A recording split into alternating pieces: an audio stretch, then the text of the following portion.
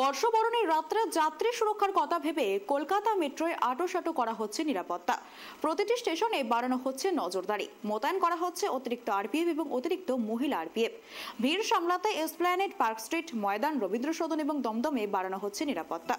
RPF এর সঙ্গে থাকবেন মেট্রো রেলের একাধিক কর্মী ও আধিকারিক। প্রতিটি মেট্রো স্টেশনের প্রতিটি টিকিট কাউন্টার খোলা থাকবে। অন্যান্য বছরের থেকে এবছর ভিড়ের সংখ্যা আরও বাড়তে পারে, এমনটাই মনে করছে মেট্রো রেল। তার জন্য এই বাড়তি পদক্ষেপ নেওয়া হচ্ছে।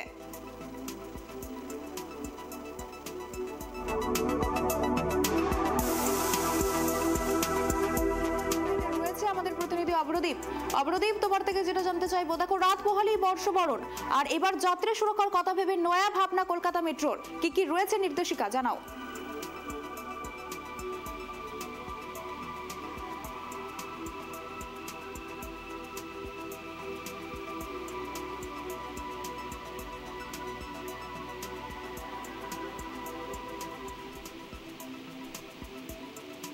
নজরদারি বাড়ানো হচ্ছে, বিশেষ করে মোতায়েন করা হচ্ছে অতিরিক্ত আরপিএফ এবং মহিলাদের আরো সুরক্ষা দেওয়ার জন্য মহিলা আরপিএফ এর সংখ্যাও কিন্তু বাড়ানো হচ্ছে।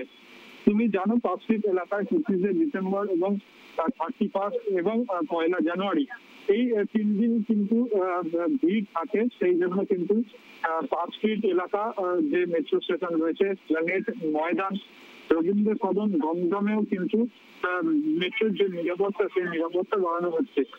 তার পাশাপাশি আরপিএফ থাকছে, তার সঙ্গে মেট্রো রেলের যে কর্মীরা রয়েছেন, যে আধিকারিকরা রয়েছেন, উচ্চপদস্থ যে আধিকারিকরা রয়েছেন, তারাও কিন্তু নজরদারিতে থাকবেন। এবং তুমি জানো, মেট্রো রেলে প্রতি বছরই ভিড় হয় এই বিশেষ দিনগুলিতে। তার জন্য কিন্তু বিশেষ ব্যবস্থা করা হচ্ছে। প্রতিটি কাউন্টার কিন্তু খোলা থাকবে, যেখান থেকে জনসাধারণ যায় এবং টিকিট কেটে মেট্রো স্টেশনে প্রবেশ করতে হয়। সেই টিকিট কাউন্টারের কিন্তু প্রত্যেকটি কাউন্টার খোলা থাকবে এবং অন্যান্য বছরের থেকে এবছরে ভিড়ের সংখ্যা আরো বেশি হবে বলে মনে করছে মেট্রো রেল। আগামী বছর যে সংখ্যা ভিড় হয়েছিল, সেই তাদের কাছে সেই স্ট্যাটিস্টিক আছে এবং এবছর তার থেকে আরো বেশি ভিড় হবে বলেই মনে করছে মেট্রো রেল কর্তৃপক্ষ। তার জন্য কিন্তু বর্ষবরণের রাত এবং আগামীকাল দুদিনের জন্য কিন্তু আরো বেশি বাড়তি পদক্ষেপ নিয়েছে মেট্রো রেল কর্তৃপক্ষ। প্রধানত কি নির্দেশিকা রেখেছে মেট্রো রেল কর্তৃপক্ষের তরফ থেকে? দেখো, যেরকম আরপিএফ এর সংখ্যা বাড়ানো হচ্ছে এবং তার পাশাপাশি অনেক বেশি মেট্রো চালানো হবে অন্যান্য দিনের তুলনায়, এবং যে সময় সীমা থাকে, তুমি জানো, সকাল 7টা থেকে প্রথম মেট্রো ছাড়ে এবং রাত্রি 10টায় শেষ মেট্রো ছাড়ে। অন্যান্য দিনগুলিতে কিন্তু অন্যান্য দিনগুলিতে থেকে আজকে এবং কালকে আলাদা করা হয়েছে। আজকে কিন্তু অনেকটা গভীর রাত পর্যন্ত এই মেট্রো রেলের পরিষেবা থাকবে।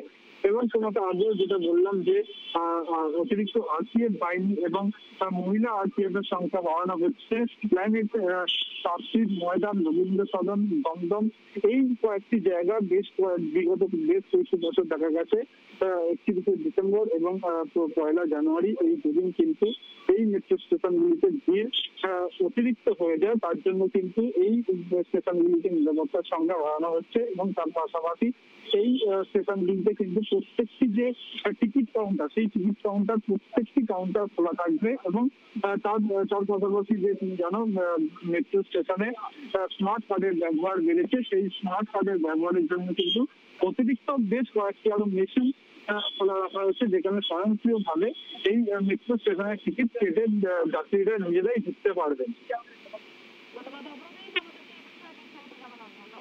আবারও জানিয়ে রাখি, রাত পোহালেই বর্ষবরণ, আর বর্ষবরণের যাত্রী সুরক্ষায় জোর দিল কলকাতা মেট্রো। একাধিক নির্দেশিকা জারি করা হয়েছে এবং আঁটোসাঁটো করা হয়েছে নিরাপত্তা। বর্ষবরণের রাতে বিভিন্ন ভিড় হতে পারে, তাই বর্ষবরণের রাতে ভিড় এড়াতে নয়া নির্দেশিকা কলকাতা মেট্রোর। থাকবে আরপিএফ এবং মহিলা আরপিএফ সহ, আর থাকবে বাড়তি নজরদারিও।